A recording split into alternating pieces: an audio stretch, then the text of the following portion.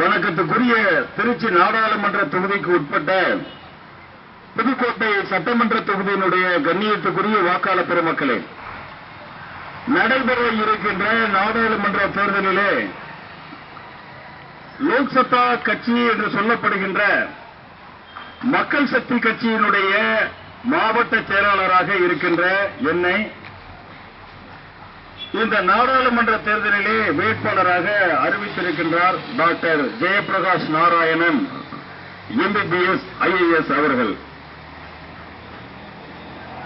அன்பு கொண்ட வாக்காளர் பெருமக்களே, தேர்தல் என்று சொல்லுகின்ற பொழுது பல்வேறு கட்சிகளிலே இருந்து பல்வேறு நபர்கள் வேட்பாளராக போட்டியிடுவது வழக்கம் என்றாலும் கூட நாம் எதிர்நோக்கி இருக்கின்ற இந்த நாடாளுமன்ற தேர்தலிலே லோக்சபா என்ற ஒரு கட்சியினுடைய பங்களிப்பு சர்வதேச அரங்கத்திலே சர்வதேசத்தாலும் எதிர்பார்க்கப்படுகின்ற ஒரு மிகப்பெரிய அரசியல் அசைவாக இந்திய இறையாண்மைக்குட்பட்ட பகுதியிலே கண்காணிக்கப்பட்டுக் கொண்டிருக்கின்றது.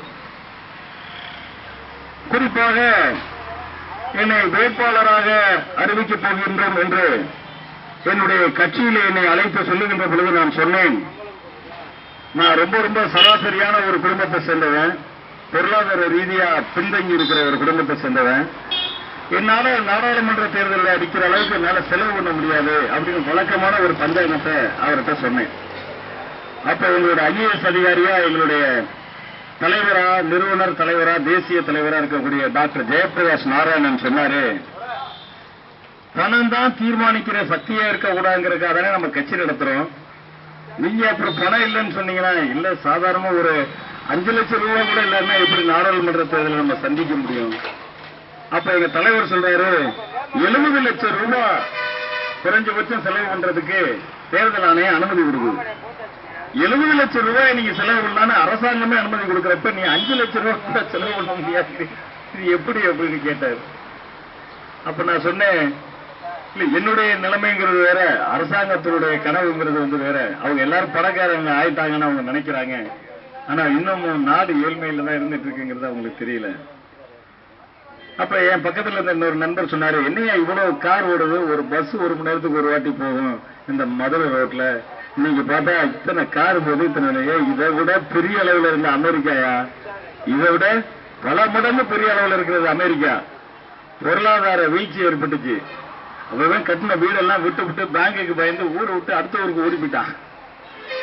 ஆக இது ஒரு போலியான தோற்றம். இதெல்லாம் விட மிகப்பெரிய அளவுல வளர்ச்சி அடைஞ்ச தேசம்னா இன்னைக்கு எந்த திசையில போனுச்சுங்கிறதே தெரியாம சீரழிஞ்சு சின்னப்படமாய் போய் கிடக்கு பொருளாதார ரீதியா.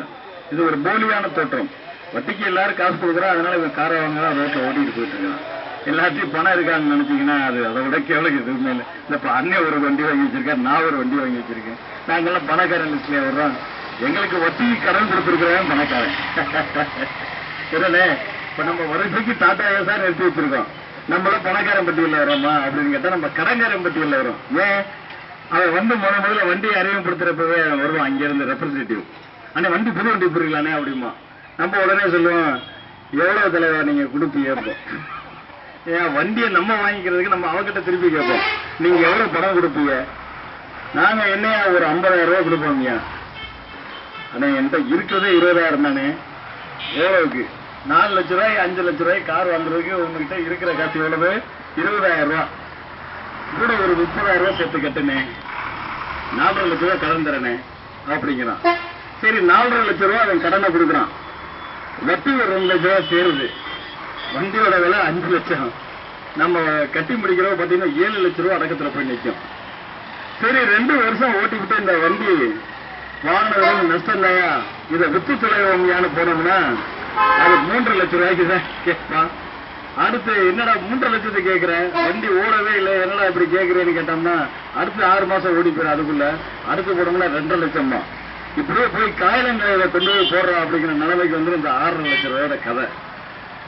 ஆக அடிப்படையில் இருக்கக்கூடிய மக்களுடைய சூழ்நிலை இப்படி இருந்துகிட்டு இருக்கு.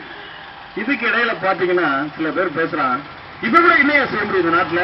கம்ப்யூட்டர் கொடுக்குற, சைக்கிள் கொடுக்குறாயா, எல்லாமே கொடுத்துட்டு எந்த நாட்டுல எவ்வளவு கொடுக்குறான்? நான் கேக்குறேங்க, எங்க ஜெர்மனில இலவசம் கொடுக்குறானுங்க, பிரான்ஸ்ல இலவசம் கொடுக்குறானா? சாதாரண தோட்டி வேலை செய்யறவன், தொடக்கிறவனே கூட கார்ல போறானே, ஏன்? ஏன்னா அவனுடைய பொருளாதாரத்தை அங்க வளர்ச்சி அடைய வச்சிருக்கிறாங்க. அந்த நாட்டினுடைய பண மதிப்பு கூடி இருக்கு, அதனால அவனுடைய பணத்துக்கு மதிப்பு இருக்கு. அங்கே கம்ப்யூட்டர் ஃப்ரீயா கொடுக்குறானா சார்? Nothing is free.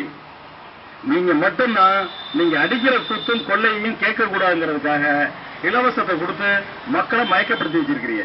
எப்படி? ஐஏஎஸ் அதிகாரி, ஐபிஎஸ் அதிகாரி வாயை அடைக்கிறதுக்கு நீ வேணுங்கிறத நீ வாங்கிக்க. ஏன்னா நீ தான் முதல்ல நாங்க செய்யற தப்புக்கு உடந்தையா இருக்கிறோம். அதனால உனக்கு வேண்டியது எத்தனை? 6%, 5% வாங்கிக்க. பெரோக்ரசி, ஆட்சி அதிகாரத்தில் இருக்கிறவன்.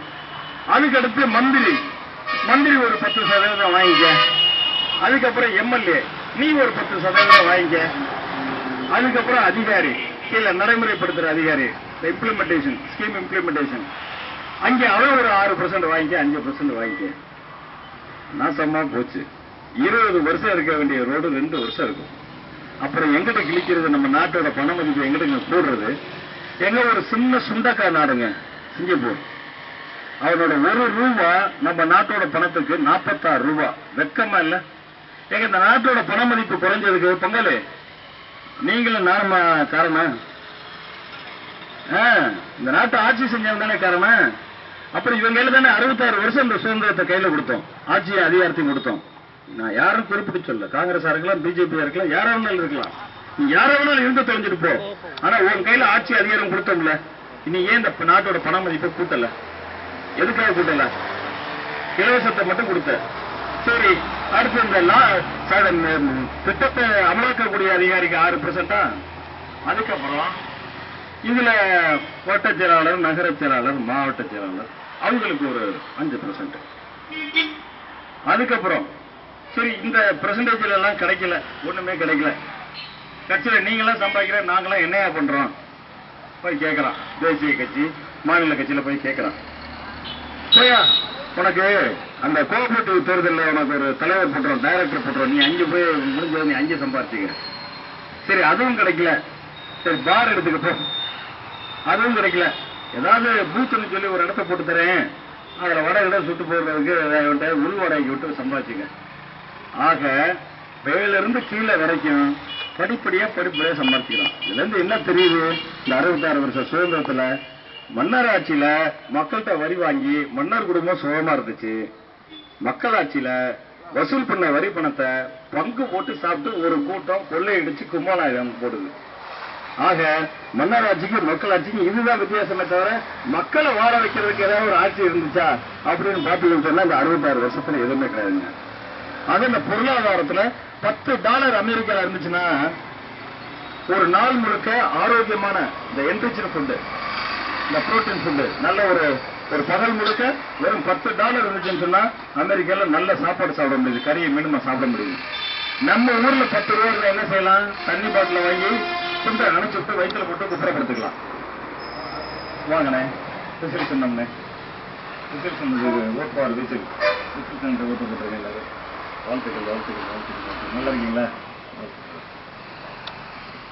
என்ன படிக்கிறீங்க? Very good. நீங்க ஃபர்ஸ்ட் இயர் என்ன பண்றீங்க? BE first year. எந்த கிளாஸ்? எந்த college? Very good very good very good very good. நல்லா கான்சன்ட்ரேட் பண்ணிட்டீங்க. சொல்லுங்கண்ணே, நம்ம ஆளே எல்லாருக்கும் சொல்லுங்க. அண்ணன் கூட போய் பார்க்க முடியல, உடம்பு சரியில்லாம போய் பார்க்கணும். தேர்தல்னால எங்கிட்டு போக முடியல. வாங்க பார்க்கலாம். நோட்டீஸ் கொடுத்துருக்கீங்களா? ஆக இந்த தேசத்தினுடைய பொருளாதாரம் இப்படி சரிந்து கிடக்கின்றது. ஒரு $10 அமெரிக்கால இருந்துச்சுன்னு சொன்னா அந்த பகல் முழுக்க ஒரு நல்ல சாப்பாடு ஒரு தனி மனிதன் சாப்பிட முடியுது. நம்ம ஊர்ல 10 ரூபாய் ஒரு தண்ணி பாட்டில வாங்கி துண்டை நினைச்சிட்டு வயிற்றுல விட்டு குப்புறப்படுத்திக்கலாம். இந்த பண மதிப்பு வீணா போனதுக்கு நானும் நீங்களும் காரணம் கிடையாதுங்கிறத பார்த்தோம். அடுத்தபடியா எடுத்துக்கிட்டீங்கன்னா சமூக பாதுகாப்பு. அண்ணன் நின்றுட்டு இருக்கிறாரு, திடீர்னு இங்க ஒருத்தர் வந்து யார் இங்க நிக்கிறது? ஏன் ஏரியால இவருக்கு ஏரியா பட்டா போட்டு கொடுத்தாச்சு. ஒரு பாட்டில் பீர் பாட்டில் எடுத்து உடைச்சுட்டு கல்ட்ரா, கையில போட்டுருக்கிற செயின்லாம் கல்ட்ரா, உனக்கு இது கிடையாது, அதெல்லாம் கல்ட்ரா அப்படிங்கிறான். அடுத்து பக்கத்துல அண்ணாச்சி உட்காந்துருக்க